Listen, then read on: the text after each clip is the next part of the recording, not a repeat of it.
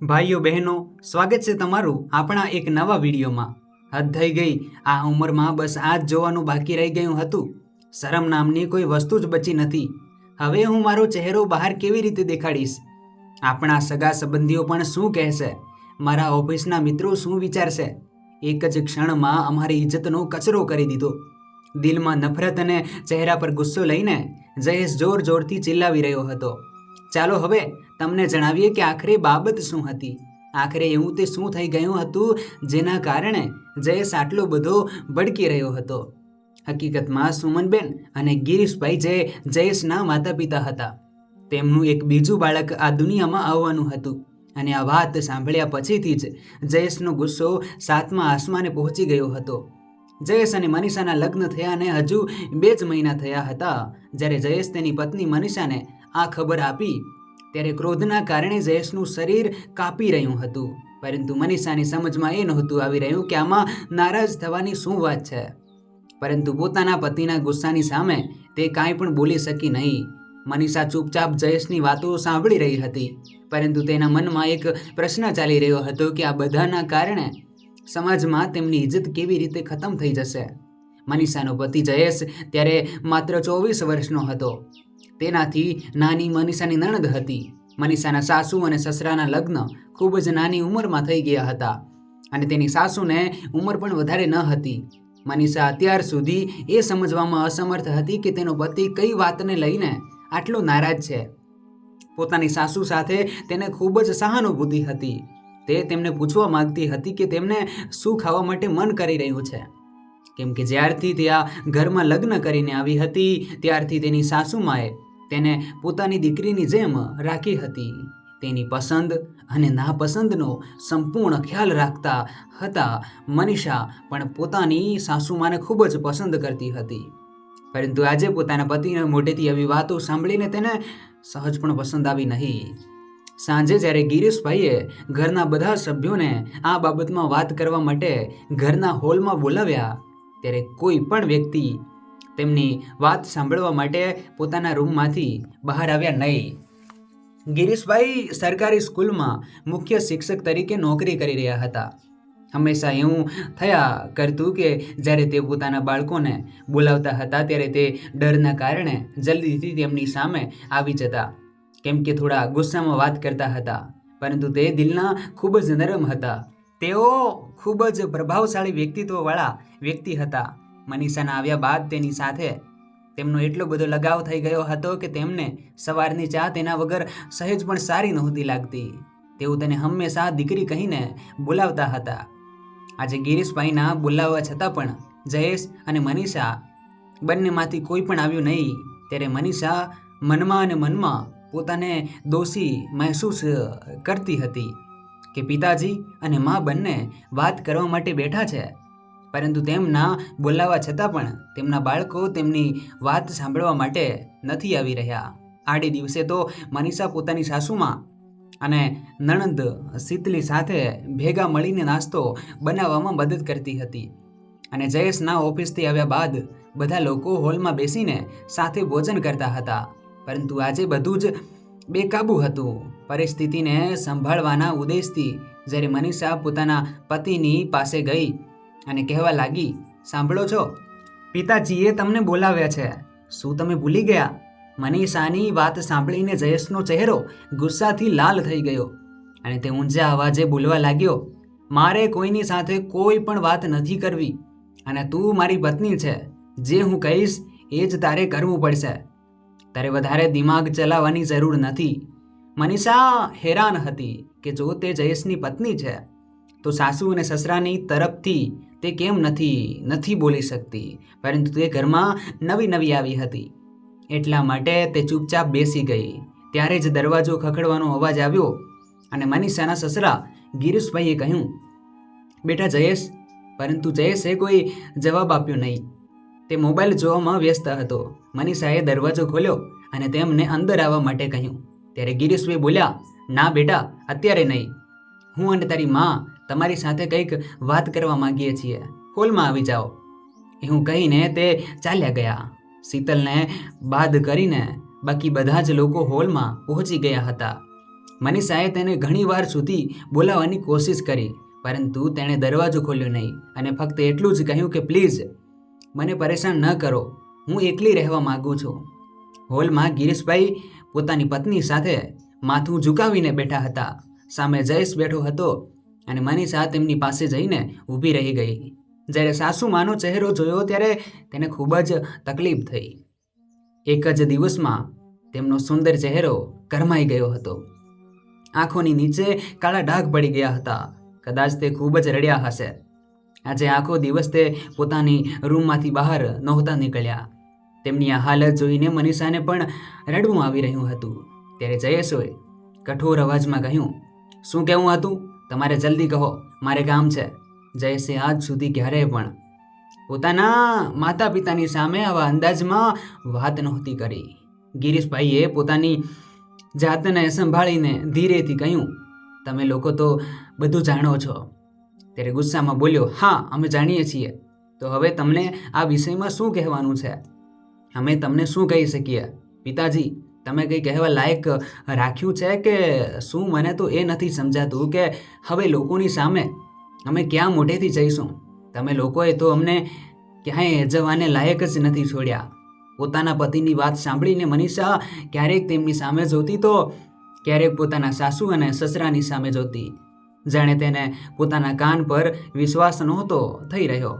ત્યારે ગિરીશભાઈ બોલ્યા, શું અમારા કારણે તમને લોકોને બહાર નીકળવામાં શરમ આવી રહી છે? ત્યારે જયેશ ઊંચા અવાજમાં કહેવાનું શરૂ કર્યું, તો પછી બીજું શું છે? મારે મારા મિત્રો છે, શીતલની પણ બહેનપણીઓ છે, મનીષાના પિયરવાળા છે, તે બધા શું કહેશે? આ વિચારીને જ શરમના કારણે મારું માથું નીચું ઝૂકી રહ્યું છે. પોતાના દીકરાને આવી રીતે વાત કરતું જોઈને સુમનબેનની આંખોમાંથી આંસુ વહેવા લાગ્યા. મનીષાએ ઝડપથી તેમને પોતાના ગળે લગાવી લીધા. તેને ખૂબ જ તકલીફ થતી રહી હતી, પરંતુ જયેશ બોલી રહ્યો હતો કે આ બધા કારનામા કર્યા બાદ તમે અમને હોલમાં બોલાવીને આ સભા કરીને બેઠા છો. પરંતુ પિતાજી, હું ફક્ત એટલું જ કહેવા માંગુ છું કે હવે મારે તમારી સાથે કોઈ પણ લેવા દેવા નથી. હવે હું ફક્ત મારી રીતે જીવીશ અને તમારે તમારી રીતે જીવજો. શીતલ શું કરશે તે ખુદ જાણે.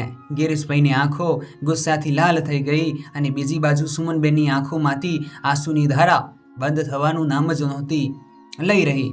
ત્યારે ગિરીશભાઈ બોલ્યા કે એનો મતલબ એ છે કે તમે ઘરના રસોડાના 2 ભાગ કરવા માંગો છો? બરાબર ને? જયેશ સોફામાંથી ઊભો થઈ ગયો અને બોલ્યો, મને આ મહિલાઓવાળી વાતોમાં કોઈ દિલચસ્પી નથી, પરંતુ હવેથી હું તમારી સાથે કોઈ પણ સંબંધ રાખવા નથી માગતો અને તમારી સાથે રહેવા પણ નથી માગતો. ત્યારે ગિરીશભાઈ પોતાના આંસુ લૂછતા બોલ્યા, તો ઠીક છે, જો તું અમારી સાથે રહેવા નથી માગતો તો હું અને તારી માં પોતાના ગામવાળા મકાનમાં રહેવા માટે જતા રહીએ છીએ. ના, આટલું અહેસાન કરવાની કોઈ જરૂર નથી. પહેલાં જ તમે અમારી બધી જગ્યાએ મજાક બનાવી ચૂક્યા છો. આવું કહીને જયેશ પોતાની રૂમમાં ચાલ્યો ગયો. બીજી બાજુ હોલમાં બંને માતા પિતા પોતાના બાળકોનો વ્યવહાર જોઈને ખૂબ જ દુઃખી થઈ રહ્યા હતા. ઘણા બધા દિવસો વીતી ગયા છતાં પણ ઘરમાં પહેલાં જેવી રોનક નહોતી. જયેશ અને શીતલ બંને ભાઈ બહેન પોતાના માતા પિતા સાથે વાત નહોતા કરતા. તેઓની દુનિયા ફક્ત પોતાના રૂમ પૂરતી જ સીમિત હતી અને જો કોઈ કારણસર તેમનો આમનો સામનો પણ થઈ જતો ત્યારે તે બંને પોતાના જ માતા પિતાને ગુસ્સા અને નફરતની નજરોથી જોતા હતા. આવી પરિસ્થિતિમાં કદાચ કોઈ તેમની આ હાલતને સમજી શકતું હોય તો તે ફક્ત તેમની વહુ મનીષા હતી, જે તેમની સંભાળ રાખવાની ખૂબ જ કોશિશ કરતી અને તેની સાથે બધા જ કામમાં મદદ કરતી. તેમના વાળમાં તેલ પણ લગાવી આપતી હતી. પરંતુ મનીષાએ મહેસૂસ કર્યું કે તેમની સાસુમાં હવે પહેલાંની જેમ ચુસ્ત નહોતા રહ્યા. મનીષા અને ગિરીશભાઈ તેમને ખુશ રાખવાની કોશિશ કરતા, પરંતુ તેઓ વધારે સફળ નહોતા થઈ શકતા. જયેશને તે ક્યારેય પસંદ નહોતું હતું કે મનીષા તેમના માતા પિતા માટે કંઈક કરે. એટલા માટે મનીષા તેની ઈચ્છા હોવા છતાં પણ તેમની પાસે નહોતી જઈ શકતી. સમય પસાર થતાં થતાં 7 મહિના થઈ ગયા હતા. એક દિવસ અચાનક સુમનબેનની તબિયત બગડવા લાગી. પગમાં સોજા આવી ગયા. ખાવ પણ નહોતું ખવાઈ રહ્યું. ઉલટીઓ થવાના કારણે શરીર એટલું કમજોર થઈ ગયું હતું કે તે હાલે ચાલી નહોતા શકતા. ગિરીશભાઈને પોતાની પત્નીની ખૂબ જ ચિંતા હતી, એટલા માટે તે થાક્યા વગર તેમની સેવામાં લાગેલા રહેતા. ઘણીવાર તે પોતાની પત્નીના પગ દબાવતા તો ક્યારેક તે પોતાના હાથથી તેમને જમાડતા. જો ઉલટી થઈ જાય તો તેને સાફ પણ કરી દેતા. કહેતા પોતાની પત્ની પ્રત્યેનો તેમનો પ્રેમ જોઈને મનીષા આશ્ચર્યચકિત રહી ગઈ. પરંતુ આટલું બધું થઈ ગયા છતાં પણ જયેશ અને તેની બહેન શીતલનું હૃદય બિલકુલ ના પીગળ્યું. એક દિવસ મનીષાને તેની માતાનો ફોન આવ્યો અને તે બોલ્યા કે થોડા દિવસ માટે જમાઈની સાથે અમારા ઘરે રહેવા માટે આવી જા. મનીષાએ ખૂબ જ હેરાનીથી કહ્યું કે તું આ શું કહી રહી છે માં? મારી સાસુમાને આવી હાલતમાં છોડીને હું કેવી રીતે આવી શકું? મનીષા, તારું દિમાગ તો ખરાબ નથી થઈ ગયું ને? હવે તું તારી સાસુમાની સેવા કરીશ અને તેના બાળકોને સંભાળીશ. તારો પોતાનો પણ પરિવાર છે, તેના વિશે પણ થોડુંક વિચાર. પરંતુ માં, તમે જ તો મને સમજાવી છે કે મારી સાસરી જ મારો પરિવાર છે. તો પછી આજે આવી કેમ વાત કરો છો? મને ફક્ત એટલું જ ખબર છે કે આજે મારી સાસુને મારી જરૂરત છે તો હું તેમની સાથે જ ઊભી રહીશ. આટલું કહીને મનીષાએ પોતાની માની બીજી કોઈ પણ વાત સાંભળ્યા વગર ફોન મૂકી દીધો. હંમેશા આડોશ પાડોશવાળા લોકો તેમની હસી મજાક ઉડાવતા હતા.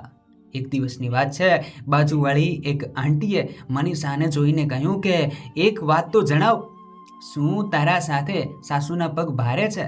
ત્યારે મનીષાએ પોતાની જાતને શાંત કરીને કહ્યું, આંટી, તમે સાચું સાંભળ્યું છે, પરંતુ આ ઉંમરમાં આ બધા કારનામા હું કહેતા આંટી હસવા લાગ્યા. ત્યારે મનીષાએ તેમની સામે જોઈને મુસ્કુરાઈને કહ્યું, એક વાત જણાવો કે આ ઉંમરમાં પતિનો પ્રેમ કેટલી પત્નીઓને મળે છે? તો પછી મારી સાસુમાં તો આ વિષયમાં ખૂબ જ ભાગ્યશાળી કહેવાય. આવું કહીને જ્યારે મનીષા જવા લાગી ત્યારે પાછળથી અવાજ સંભળાયો, લાગે છે કે તારા પર તારી સાસુમાના પ્રેમનો રંગ કંઈક વધારે ચડી ગયો છે. ત્યારે તેમની બાજુમાં ઊભેલી એક બીજી મહિલાએ પણ કહ્યું કે આ જ દિવસો જોવાના બાકી રહી ગયા હતા. મનીષાને તેમની વાતો સાંભળીને ગુસ્સો આવ્યો, પરંતુ તેમની કોઈ પણ વાતનો જવાબ ન આપીને ઘરે પાછા આવવું એ જ તેને યોગ્ય સમજ્યું. આજે ખૂબ જ મુશળધાર વરસાદ વરસી રહ્યો હતો. ત્યારે મનીષાએ વિચાર્યું કે આ વરસાદમાં ગરમા ગરમ છોલે અને પૂરી બધાને ભાવશે, અને ખાસ કરીને તો તેમની સાસુમાને અને તેના પતિ જયેશના તો ફેવરેટ હતા. આજે પરિવારના બધા જ સભ્યોને સાથે બેસાડીને એક જ ટેબલ પર ભોજન જમાડશે. આજે તે જયેશ અને શીતલને પણ જોર જબરજસ્તી કરીને પોતાના માતા અને પિતા સાથે બેસાડે. હજુ તો આ બધું વિચાર કરીને તેના ચહેરા પર થોડી મુસ્કુરાહટ આવી હતી કે અચાનક ગિરીશભાઈ રસોડામાં આવ્યા અને બોલ્યા, દીકરી, અમારી રૂમમાં તો જરા આવ. લાગે છે કે તારી માની તબિયત સારી નથી. માને શું થયું પિતાજી? હું કહેતા જ ગભરાયેલી મનીષા તેમની રૂમમાં દોડી ગઈ અને ત્યાં જઈને તેણે જોયું તો તેમની સાસુમાં પથારીમાં દર્દથી પીડાઈ રહ્યા હતા. જોર જોરથી ભગવાનનું નામ લઈ રહ્યા હતા. તેઓ પરસેવાથી ભીંજાઈ રહ્યા હતા. ગભરામણના કારણે મનીષાના હાથ પગ કાપવા લાગ્યા. તેને એ સમજમાં નહોતું આવી રહ્યું કે હવે તે શું કરે, કેમ કે તેને આ વિષયમાં કોઈ અનુભવ ન હતો. તેણે દોડીને પોતાની સાથે સાસુમાનો હાથ પકડ્યો અને બોલી, શું તમને ખૂબ જ તકલીફ થઈ રહી છે માં? અમે તમને કાંઈ પણ નહીં થવા દઈએ. અમે અત્યારે જ તમને હોસ્પિટલ લઈ જઈએ છીએ. બસ તમે ભગવાનને યાદ કરો. બેટા, હમણાં ને હમણાં જયેશને ફોન કર ને પોતાની ઓફિસની ગાડીથી જલ્દી આવી જશે, ગિરીશભાઈએ મનીષાને કહ્યું. ત્યારે તરત જ તેણે મોબાઈલ ઉઠાવીને જયેશને ફોન લગાવ્યો. રિંગ જઈ રહી હતી, પરંતુ જયેશે ફોન ઉઠાવ્યો નહીં. તેણે ઘણી વાર સુધી તેને ફોન લગાવ્યો, પરંતુ બીજી બાજુથી કોઈ જવાબ નહોતો મળી રહ્યો. ગભરાઈને મનીષાએ શીતલના રૂમનો દરવાજો ખખડાવ્યો. શીતલ જલ્દી બહાર આવી. માની તબિયત ખૂબ જ ખરાબ થઈ ગઈ છે. આ વાત સાંભળીને શીતલ ખૂબ જ ડરી ગઈ અને પૂછ્યું, શું થયું ભાભી? પરંતુ મનીષા હડબડાટમાં કંઈ પણ બોલી શકી નહીં. તે ફક્ત એટલું જ કહી શકી કે માની તબિયત ખરાબ છે. તારા ભાઈને ફોન કર્યો, પરંતુ તે ઉઠાવી નથી રહ્યા. આ સાંભળીને શીતલ પોતાની માની રૂમ તરફ દોડી ગઈ અને જોયું તો પિતાજી તેમના પગના તળિયા પર માલિશ કરી રહ્યા હતા. તેઓ મનીષાને જોઈને બોલ્યા, દીકરી જયેશે શું કહ્યું? શું તે આવી રહ્યો છે ને? ના પિતાજી, તે ફોન નથી ઉઠાવી રહ્યા. ત્યારે ગિરીશભાઈ કંઈ પણ કહ્યા વગર જલ્દીથી પોતાનો કુર્તો પહેરીને બહાર નીકળી ગયા. ક્યાં જઈ રહ્યા છો પિતાજી? મનીષાએ પૂછ્યું. ત્યારે તેમણે કહ્યું કે હું ઓટો રિક્ષા બોલાવવા જઈ રહ્યો છું. તું અહીં જ તારી માનો ખ્યાલ રાખજે. પરંતુ પિતાજી, બહાર તો ખૂબ જ મુશળધાર વરસાદ થઈ રહ્યો છે. પણ દીકરી, મારી પાસે બીજો કોઈ રસ્તો નથી. આવું કહીને તેમણે આંસુઓથી ભરેલી પોતાની આંખો લૂછી અને ઝડપથી બહાર નીકળી ગયા. બીજી બાજુ મનીષા અને શીતલ પોતાની માની સંભાળ રાખવા લાગ્યા. મિત્રો, આગળ શું બન્યું એ ઘટનાની વાત કરીએ તેના પહેલાં જો આપ ચેનલ પર નવા દર્શક હો તો નીચે આપેલું સબસ્ક્રાઇબનું બટન દબાવીને ચેનલને અત્યારે જ સબસ્ક્રાઇબ કરી લેજો, જેથી દરેક નવા એપિસોડની માહિતી આપને સમયસર સાંભળવા મળતી રહે. મનીષાએ જોયું કે તેમની સાસુમાં જોરથી કાપી રહ્યા હતા. ત્યારે પાસે બેઠેલી શીતલ રડવા લાગી. મનીષાએ જ્યારે તેના માથા પર પ્રેમ ભરેલો હાથ મૂક્યો ત્યારે તે તરત જ તેમને ગળે લગાવીને જોરથી રડવા લાગી. ભાભી, મેં મારી મા સાથે ખૂબ જ ખરાબ વ્યવહાર કર્યો છે, પરંતુ આજે તેમની આ હાલત જોઈને મને ખુદથી જ નફરત થઈ રહી છે. માની આ હાલત માટે હું જ જવાબદાર છું. ભાભી, શું તે મને માફ કરી દેશે? જણાવો ને કે શું તે પહેલાંની જેમ સ્વસ્થ થઈ જશે ને? ત્યારે મનીષા બોલી, ભગવાન બધું જ સારું કરી દેશે. તું ફક્ત તેમના પ્રાર્થના કર કે તે જલ્દી સ્વસ્થ કરી દે. તે સમયે સુમનબેન શીતલને પોતાની પાસે બોલાવી શીતલ એક નાના બાળકની જેમ તેમની પાસે જઈને રડવા લાગી. સુમનબેન આવી હાલતમાં પણ તેના માથા પર હાથ મૂકીને ખૂબ જ પ્રેમ આપ્યો. બીજી બાજુ મનીષાના પતિને ફરીથી ફોન લગાવી રહી હતી, પરંતુ તેનો ફોન સ્વિચ ઓફ આવી રહ્યો હતો. ત્યારે મનીષાને એ વાતનું ધ્યાન આવ્યું કે તેનું પિયર તેના સાસરેથી વધારે દૂર ન હતું. તેણે તરત જ પોતાના પિયરમાં ફોન કર્યો અને પોતાની માને કહ્યું કે ભાઈ ક્યાં છે? મારી સાસુમાની હાલત ખૂબ જ ખરાબ છે. તમે ભાઈને તેની કાર સાથે જ તરત જ અહીં મોકલી દો. સાસુમાને હોસ્પિટલ લઈ જવાના છે. આ વાત સાંભળીને તેની મા પણ બેચેન થઈ ગઈ અને પછી તેમણે કહ્યું કે તારો ભાઈ તો આજે સવારનો જ પોતાની કાર લઈને શહેરથી બહાર ગયો છે. મનીષાની આ આશા પણ ખતમ થઈ ગઈ. તે તરત જ પોતાની સાસુમા પાસે દોડી ગઈ. ત્યારે શીતલ બોલી કે ભાભી, માની હાલત વધારે બગડી રહી છે. 10 મિનિટ પછી ગિરીશભાઈ પાછા આવ્યા અને તરત જ કહેવા લાગ્યા, શું જયેશ આવી ગયો છે? આ સાંભળતા જ મનીષાએ પોતાનું માથું ઝુકાવી દીધું. ના પિતાજી, તેમનો ફોન સ્વિચ ઓફ છે. મનીષા દીકરી, હું ઓટો રિક્ષા લઈને આવી ગયો છું.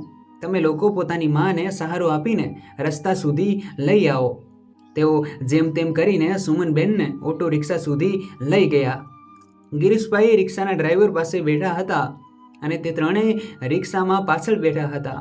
ગિરીશભાઈ વારંવાર પાછું વળીને સુમનબેનને જોઈ રહ્યા હતા.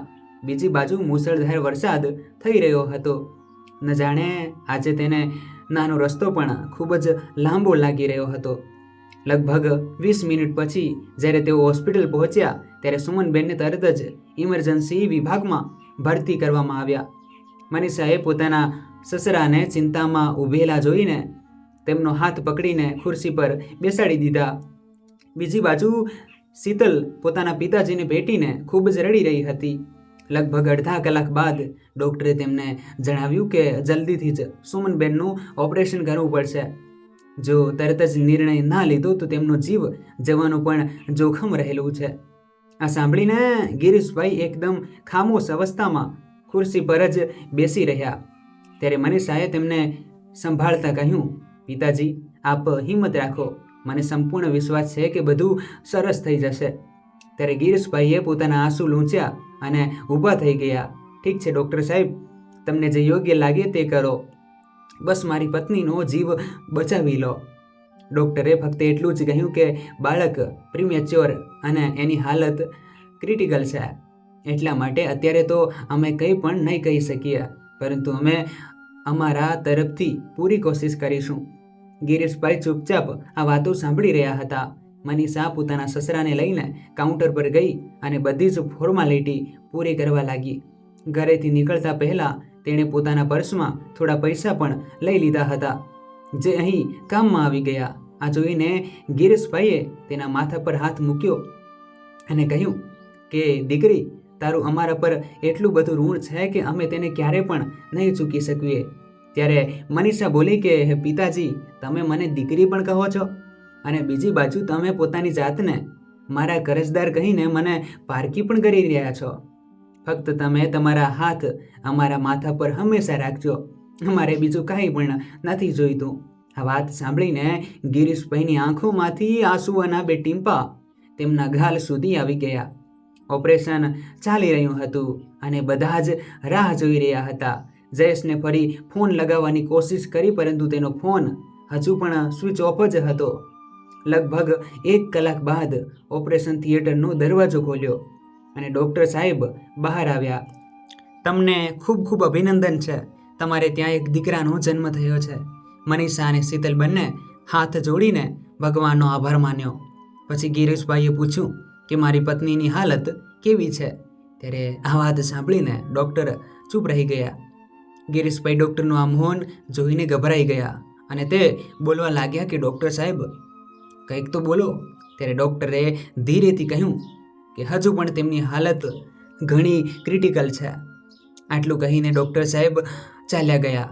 ગિરીશભાઈ થરથરાતા પગ સાથે ખુરશી પર આવીને ધડાક દઈને બેસી ગયા. થોડીવાર પછી નવજાત બાળકના રડવાનો અવાજ સાંભળીને મનીષા ઊભી થઈ ગઈ. ત્યારે નર્સ બાળકને લઈને ઓપરેશન થિયેટરમાંથી બહાર આવી. મનીષાએ તરત જ તેને પોતાના ખોળામાં લઈ લીધો અને થોડીક ક્ષણો માટે બાળક ચૂપ થઈ ગયું. નાના બાળકે પોતાના નાના હાથોથી મનીષાના દુપટ્ટાને જોરથી પકડી લીધો. ત્યારે મનીષા જોઈને મુસ્કુરાવા લાગી. પછી તે શીતલને કહેવા લાગી કે શું તેને પોતાના ખોળામાં નહીં લે. ત્યારે શીતલે કહ્યું કે પહેલાં પિતાજીને દેખાડો. ભાભી ગિરીશભાઈ પોતાના બાળકને જોઈને ઊભા થઈ ગયા. તેને પ્રેમથી જોયો અને પોતાના ખોળામાં લઈને તે જોરથી રડવા લાગ્યા. આ જોઈને મનીષા અને શીતલ પણ પોતાની જાતને રડવાથી રોકી ન શક્યા, પરંતુ તે બાળક પોતાના પિતાની શરણમાં આવીને ખૂબ જ શાંતિથી સૂઈ ગયું હતું. આજે સાંજે જ્યારે જયેશ ઘરે પહોંચ્યો ત્યારે જોયું તો કોઈ ઘરે ન હતું. ઘરે કોઈને ન જોઈને તેનું હૃદય અચાનક ડરથી કાંપી રહ્યું હતું. ફોનને ચાર્જિંગ પર લગાવીને ફોન ઓન કર્યો. એ જોઈને હેરાન થઈ ગયો કે મનીષાના 10 મિસ કોલ હતા. જેવો જ તે ફોન લગાવીને પૂછવા જઈ રહ્યો હતો તે જ સમયે તેના પિતા ગિરીશભાઈનો ફોન આવ્યો. જયેશે હજુ સુધી પોતાના પિતાથી નારાજ થઈને તેમની સાથે વાત નહોતી કરી રહ્યો. તે આજે પરેશાન અને ચિંતિત થઈને તરત જ બોલ્યો, હેલો પિતાજી, તમે ક્યાં છો? માં તો ઠીક છે ને? દીકરા, અમે અહીં હોસ્પિટલમાં છીએ. તારી માની હાલત ઠીક નથી. તું એક કામ કર, અમારા રૂમમાં તિજોરીમાં તારી માના બધા રિપોર્ટ્સ મૂકેલા છે. તે રિપોર્ટ લઈને જલ્દીથી અહીં આવી જા. પિતાજી, તમે ચિંતા ના કરશો, હું તરત જ ત્યાં પહોંચું છું. જયેશે જલ્દી જ પિતાજીની તિજોરી ખોલીને જોયું તો તેમાં ઘણા બધા કાગળ પડેલા હતા. તેને સમજવામાં નહોતું આવી રહ્યું. ઉતાવળમાં માના રિપોર્ટ શોધતા બધા જ કાગળ નીચે પડી ગયા. ત્યારે જયેશની નજર એક કાગળ પર પડી, જે કદાચ તેની માની ડાયરીનું એક પાનું હતું. જયેશ ઉત્સુકતાથી તે કાગળને ઉઠાવ્યો. તેના પર જે લખ્યું હતું તે વાંચીને જાણે જયેશનો જીવ જઈ રહ્યો હોય તેવું લાગતું હતું. તે કાગળ પર લખ્યું હતું કે વિમલા આપણા ઘરના સદસ્યની જેમ હતી. ન જાણે તેની કિસ્મતમાં આટલા બધા દુઃખ કેમ લખ્યા હતા. મા બાપ તો તેના પહેલાંથી જ નહોતા. થોડા મહિના પહેલાં તેના પતિનું પણ મૃત્યુ થઈ ગયું અને આજે તે ખુદ કેન્સરની બીમારીથી જંગ હારી ગઈ. પરંતુ જતાં પહેલાં તે પોતાના 3 મહિનાના નાના બાળકને અમારી ગોદમાં મૂકીને ચાલી ગઈ. હું કેવી રીતે તેના એ અંતિમ શબ્દો ભૂલી શકું? માલકીન, આજ સુધી તમે મારા પર ઘણા બધા અહેસાન કર્યા છે. આજે એક વધારે અહેસાન કરી દો. મારા પર મારો દીકરો જયેશ હું તમને સોંપીને જઈ રહી છું. તેનો ખ્યાલ રાખજો. ભગવાન તમારું ભલું કરશે. મેં પણ તેને વચન આપ્યું હતું કે અમે તેના આ બાળકને પોતાનું બાળક સમજીને ઉછેરીશું અને તેને એ પણ જાણવા નહીં દઈએ કે અમે તેના મા બાપ નથી. આ કાગળને વાંચીને જયેશ પરસેવાથી રેબઝેબ થઈ ગયો અને ધડાકા દઈને જમીન પર બેસી ગયો. જે મા બાપને હું આજ સુધી ગુસ્સામાં આટલી બધી બધી વાતો સંભળાવી જતો હતો. હકીકતમાં તે બંને મારા મા બાપ જ ન હતા. તે છતાં પણ તેમણે મને ક્યારેય પણ આ વાતનો અહેસાસ નથી થવા દીધો. આ વિચારીને જાણે જયેશનો જીવ જઈ રહ્યો હતો. પરંતુ અચાનક તેને પોતાની માની હાલત અને પરિસ્થિતિની ગંભીરતાનો અંદાજો થયો અને તે તરત જ પોતાની જાતને સંભાળીને જલ્દીથી રિપોર્ટ શોધીને હોસ્પિટલ જવા માટે નીકળી ગયો. જેવો તે હોસ્પિટલ પહોંચ્યો ત્યારે તેણે જોયું કે ડૉક્ટરની બધી ટીમ તેની માનો ઈલાજ કરવામાં લાગેલી હતી. ગભરાયેલા ગિરીશભાઈ તેની તરફ દોડીને આવ્યા અને તેને ગળે લગાવીને રડવા લાગ્યા. તેણે પિતાજીના આંસુ લૂછ્યા અને તે સમયે તેણે જોયું કે એક નર્સ તેની તરફ દોડીને આવી રહી હતી. તેનું દિલ ગભરાવા લાગ્યું અને તે કાપી આપતા અવાજમાં પૂછવા લાગ્યો, સિસ્ટર, શું થયું? માની હાલત તો ઠીક છે ને? જુઓ, શરીરમાં લોહીની ખૂબ જ કમીને કારણે પેશન્ટની હાલત ખૂબ જ ક્રિટિકલ છે. તેમને ચડાવવા માટે તરત જ O પોઝિટિવ બ્લડની જરૂરિયાત છે અને હોસ્પિટલમાં તે બ્લડનો સ્ટોક ખતમ થઈ ચૂક્યો છે. ત્યારે જયેશ બોલ્યો કે તેમાં પરેશાની શું છે? મારું બ્લડ ગ્રુપ પણ O પોઝિટિવ છે, તો તમે જલ્દી જ મારું બ્લડ લઈને તેમને ચડાવવાની તૈયારી કરો. જ્યારે જયેશ બ્લડ ડોનેટ કરીને કેબિનમાંથી બહાર આવ્યો ત્યારે મનીષાના હાથમાં નવજાત બાળકને જોઈને તેનું હૃદય કરુણાથી ભરાઈ આવ્યું. ત્યારે મનીષાએ કહ્યું, શું તમે તેને પોતાના ખોળામાં નહીં લ્યો? જયેશ નાના બાળકને પોતાના હાથમાં લીધું અને આંસુ ભરેલી આંખોથી તેને નિહાળવા લાગ્યો. થોડા સમય માટે તે એક ધારીઓ તેને જોઈ રહ્યો હતો. થોડીવાર પછી જ્યારે તેમને સુમનબેને મળવા માટેની મંજૂરી મળી ત્યારે મનીષા અને જયેશ માને મળવા માટે ગયા અને નાનું બાળક જયેશના હાથમાં હતું. જયેશને જોઈને સુમનબેનના ચહેરા પર મુસ્કાન હતી અને સંતોષના ભાવ ઉમરી આવ્યા. પરંતુ જયેશ પોતાની માને જોઈને જોર જોરથી રડવા લાગ્યો અને પશ્ચાતાપ ભર્યા અવાજમાં તે બોલવા લાગ્યો, માં, મને માફ કરી દે. ત્યારે સુમનબેને ખૂબ જ પ્રેમથી કહ્યું કે દીકરા, રડીશ નહીં, હું હંમેશા તને હસતો જ જોવા માગું છું. પછી ઈશારાથી જયેશ અને મનીષાને પોતાની પાસે બોલાવ્યા અને તેમના માથા પર હાથ મૂકીને આશીર્વાદ આપ્યા અને પછી તેમના નામાં બાળકને ચુંબન કરીને જયેશને કહેવા લાગ્યા, મારા કારણે તમે તમારું સન્માન ખોયું છે. તમારો ગુસ્સો મારા પર છે, પરંતુ આ નાદાન બાળક તમારું પોતાનું જ છે અને ક્યારેય ઉપેક્ષા ન કરતા હું તેને તમારા ભરોસે છોડીને જઈ રહી છું. તેનું ધ્યાન રાખજો. બેદરકારી રાખશો તો મને શાંતિ નહીં મળે. માની આ વાત સાંભળીને જયેશનું હૃદય કાંપી ઉઠ્યું. મનીષા, માં શું કહી રહી છે? તે આપણને છોડીને ક્યાં જશે? માં, આ બાળકને હું પોતાના જીવથી પણ વધારે ધ્યાન રાખીશ. તમે ચિંતા ના કરશો. હવે તમારું નહીં પણ આ મારું બાળક છે, પરંતુ તમે અમને છોડીને જવાની વાત ના કરશો. સમજ્યા તમે? બીજી બાજુ બહાર ખુરશી પર બેઠેલા ગિરીશભાઈ પોતાની જાતને લાચાર મહેસૂસ કરી રહ્યા હતા અને શીતલ તેમને સહારો આપી રહી હતી. ત્યારે જયેશ પાગલની જેમ રૂમની બહાર આવ્યો અને દોડવા લાગ્યો. ગિરીશભાઈએ પાછળથી તેને બૂમ પાડી, પરંતુ તેણે સાંભળી નહીં. થોડીક વારમાં એક ડૉક્ટર સાથે પાછો આવ્યો. બધા જ તેની પાછળ ગયા. ડૉક્ટરે સુમનબેનને ચેક કર્યા અને એક ઊંડો શ્વાસ લઈને તેઓ કહેવા લાગ્યા કે સુમનબેન હવે આ દુનિયામાં નથી રહ્યા. જયેશ પોતાની માની પાસે ઘૂંટણ પર બેસી ગયો. પોતાની માના બંને પગ પોતાના હાથથી પકડીને ચુંબન કરવા લાગ્યો અને જોરથી ચિલ્લાયો, મને માફ કરી દો માં, હું ક્યારેય તમને દુઃખ નહીં પહોંચાડું. તમે અમને છોડીને આ રીતે ના જશો. માં, કેટલી અજીબ વાત છે ને, જ્યારે કોઈ આપણને ખૂબ જ પ્રેમ કરે છે ત્યારે આપણે તેમના પ્રેમને સમજી નથી શકતા. તેમની ઉપેક્ષા કરીએ છીએ, પરંતુ જ્યારે તે વ્યક્તિ આપણને છોડીને ચાલ્યું જાય છે ત્યારે આપણે તેના પ્રેમની ગહેરાઈને સમજી શકીએ છીએ. અંતમાં સુમનબેન મૃત્યુથી જરૂર હારી ગયા, પરંતુ તેમનો પ્રેમ જીતી ગયો. મિત્રો, તો કહાની આપને કેવી લાગી તે અમને કોમેન્ટ કરીને જરૂરથી જણાવજો. અને હા, આ કહાનીને આપના પરિવાર તેમજ મિત્રોમાં પણ શેર કરવાનું ભૂલશો નહીં. અને ખાસ આ વિડીયોને લાઈક કરીને આપેલું લાલ કલરનું બટન દબાવીને આપણી ચેનલને સબસ્ક્રાઈબ કરવાનું પણ ભૂલશો નહીં. સાથે જ બેલ આઇકનને પણ ઓલ ઉપર સેટ કરી દેવા વિનંતી, જેથી આવી જ સરસ મજાની કહાની માહિતી સમયસર આપ સુધી પહોંચતી રહે. ફરી મળીશું મિત્રો કોઈ નવી કહાની સાથે. ખૂબ જ ધન્યવાદ. જય માતાજી.